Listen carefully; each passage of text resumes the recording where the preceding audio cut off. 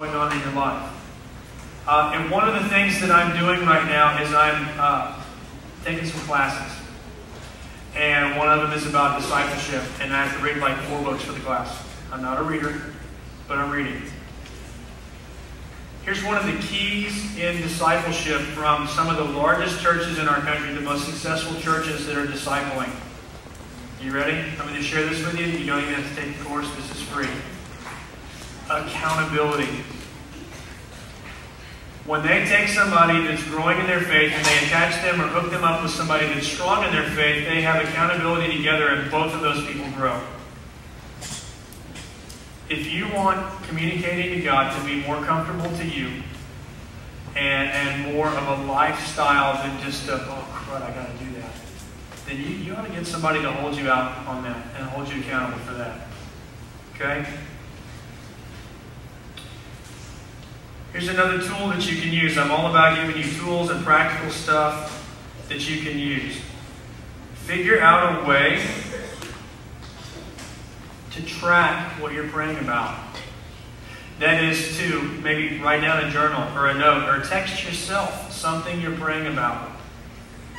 If you're praying that you get a job and you get that job, if you've been writing those prayers down or keeping track of them for a while, then what happens is you can go back and you can see where you prayed for things and where God answered that prayer. Okay? 36 years old, been a Christian for quite a while. I promise you, God answers prayer. Every prayer I've ever been prayed has been answered. You know what? God has every right to answer some of those prayers with no. That's sign language, by the way. No. But every prayer is answered. Keep track of the things that you're praying for. When you can go back and you can see a pattern. Oh, every time I get on the yellow bus, I pray. Every time I eat, I pray. Every time I get a text message, which for some of y'all can be like 178 times a day, I pray. And you see that you're praying for your friend's mom that has cancer, you're praying for a test, you're praying for your dad to get a new job, you're praying that you find a roofer to fix your house. I actually know about 4 people right now that can't find a roofer to fix their house. When you see those prayers being answered and you see the journey that you took through that, that's going to strengthen you, that's going to encourage you, that's going to help you pray even more.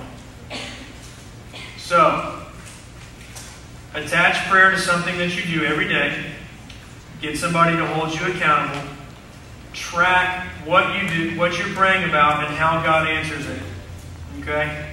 And then my last point, before we get to the big part of the meeting. My last point is this. When somebody's name comes to your mind, or when somebody asks you to pray for them, do it right then. I have people that come up to me, maybe it's at school, maybe it's here at church, maybe it's in my neighborhood. For some reason, people come to my neighborhood and to me, and they know where I live. I've never seen them before in my life, but they come to me. Or they're like in the line at Walmart, and they're like, hey, don't you live in the house that had all the reindeer in the front yard at Christmas? Yeah, that's me. Oh, and then they proceed to tell me how they know that I teach at Spillane Middle School and how I go to the Met. And it's like they've been stalking me. I want to ask if they've got any cool pictures of me, you know, like on my roof, fixing my roof or something. But they'll ask me to pray for them. Hey, will you pray about this? Hey, I need you to pray for that. I had a guy this summer that I worked with at my summer job, because teachers have the summer off and need to make money, so I got a summer job. And I had a guy that came up to me and asked me to pray about something really serious going on with not only his parents, but also his own kids. This is a guy that's almost 50 years old coming to me for advice. I'm like, you know, I got little kids. I don't have kids your age. But he wanted me to pray for him. When people ask you that, stop what you're doing and pray right then. When you're riding that bus or driving that car or you're sitting in class and somebody's name comes to mind on your mind, shoot a prayer up for them right then. Make it a habit. Don't hesitate. Don't wait. Handle business right then. Okay? What was the first point? What was the first point I said? Communication with God. What's the next one? attach it to something you do every day, and then get an accountability partner, followed by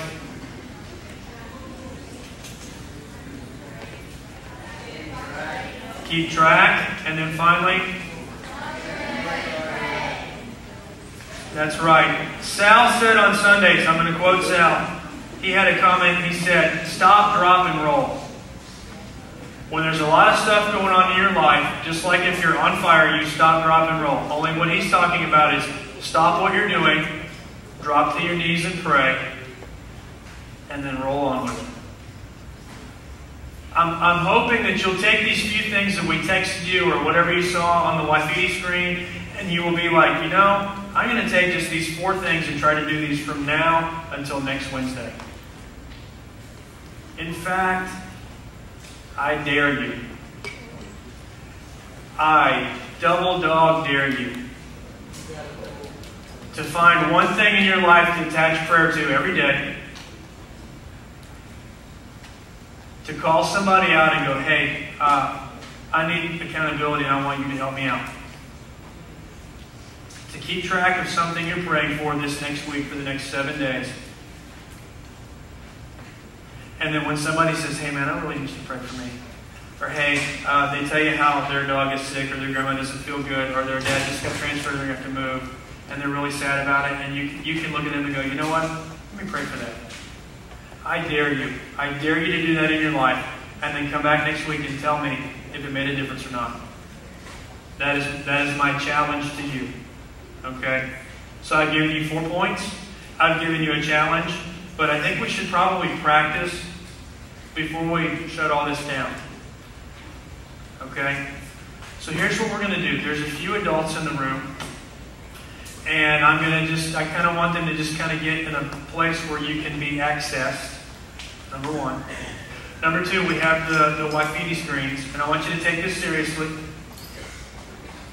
In just a minute, you're going to be able to go grab an adult and go, hey, I need you to pray for this. This thing's going on in my life. I need you to pray about school or whatever's going on in your life. And if you don't want to grab one of these adults or me, when you text to the screen in real time, it just shows up as anonymous. You can text your prayer request up to the screen and everybody in this room will see that somebody has that need. They won't know that it's you. Except for me, I've attached my name to mine, but that's a different story. And all of these people can be praying for you. So we're going to spend about the next 8 or 9 minutes praying. If we could get the guys in the back to spin a little bit of music. And what I want you to do is, on the Wifidi screen, this isn't a time for jokes. It's not a time for goofing off. Let's really use this time. School's getting back into swing. They're fixing to make some decisions about what to do for the days that y'all missed. I had to be in a meeting for that this morning. It's not nearly as bad as you think, by the way.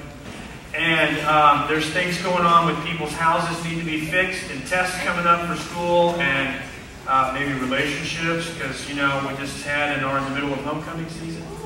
And maybe you need to pray for your favorite football team because they're lost. But seriously, let's go ahead and start that music. And I want you to grab an adult or grab me or text to the screen and let's just share a few things for about 8 minutes. Are you with me? Pray.